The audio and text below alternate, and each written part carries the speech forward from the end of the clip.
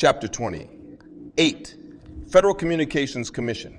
Author: Brendan Carr, Senior Republican, currently on FCC, former FCC General Counsel. Attorney at Wiley Rein LLP. Former clerk, Court of Appeals, Fourth Circuit. Has over 20 years private and public sector experience in communications and tech policy. The FCC is an independent regulatory agency that has jurisdiction over interstate and international communications by radio, television, wire, satellite, and cable. Its mission, states care, is to promote freedom of speech, unleash economic opportunity, ensure that every American has a fair shot at next generation connectivity, and enable the private sector to create good-paying jobs through pro-growth reforms that support a diversity of viewpoints and ensure secure and competitive communications networks, modernized infrastructure rules, and good stewardship of taxpayer dollars. Carr lays out the structure of the FCC. 5 members appointed by the president for fixed 5-year terms, and no more than 3 commissioners from the same political party if there are 5 commissioners.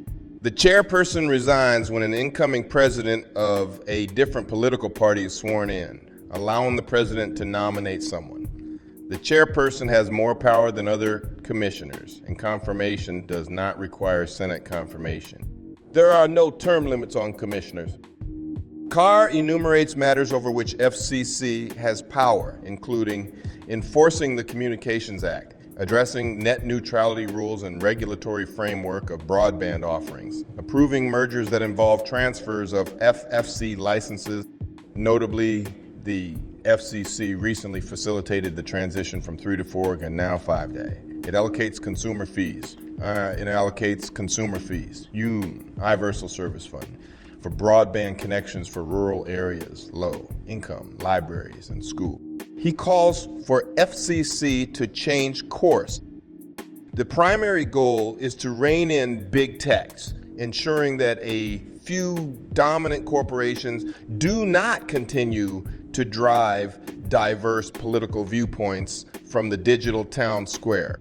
FCC's Section 230 provides websites, including social media companies, that host or moderate content generated by others with immunity from liability. This immunity should be limited, Carr states, in line with petitions filed by the Trump administration, and reforms that prohibit discrimination against core political viewpoints should be enacted. Suggested reforms: the FCC should force big tech to be more transparent, mandating them to disclose practices that could shape internet traffic in different ways. Congress should compel big tech to pay its fair share of the $9 billion Universal Service Fund. Congress should end speech protections that enable platforms to host illegal content, such as child pornography, terrorist speech, or indecent, profane, or similar categories of speech. Consumers should be empowered to control their own online experiences through content moderation, such as content filters and fact checkers. There should also be stronger protections against children accessing social media sites.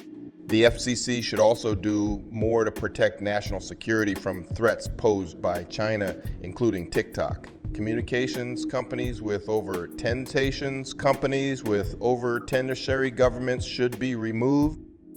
Communications partners should be compensated for the expense of ending partnerships. Thwart Chinese government authoritarian control through artificial intelligence by stopping US business cloud computing access to Chinese companies. Advance a pro-growth agenda by freeing more airwaves for wireless connectivity and streamlining permitting processes. Aggressively open development of commercial wireless services. Promote accelerated construction of new cell sites, including opening up federal lands administered by BEUM and U.S. Forest Service. Eliminate many of the heavy-handed FCC regulations, including many of the heavy-handed FCC regulations, including many of the FCC's media ownership rules that restrict investment and competition. Focus FCC efforts on creating a market-friendly regulatory environment that fosters innovation and competition from a wide range of actors. Cable, broadband, satellite, internet. Commentary. Carr calls on the FCC to simultaneously rein in big tech and create a market-friendly environment that makes commercial exploitation of airwaves easier. He calls for greater government oversight over social media, implying that big tech has a liberal bias. He mirrors Project 2025's pro-life, anti-gay, anti-diversity agenda in arguing for an end to speech protections for illegal content, including indecent, profane, or similar categories of speech. Thinly veiled references to transgender, LGBTQ, and gender topics, and potentially outlawing discussions of a wide range of topics. His call to enhance consumer, parental choice through content filters, is in line with Project 2025's anti-gay agenda too. So is the proposal for more robust regulation of Chinese telecom companies, including TikTok, and his view of China as a primary foreign enemy and TikTok as a national security threat. Chapter 28, key points. Rein in big tech to prohibit presumed liberal bias. End free speech protections of illegal content, notably indecent, profane, or similar categories of speech that for conservatives would include gender, LGBTQ topics that for conservatives would include gender, LTL.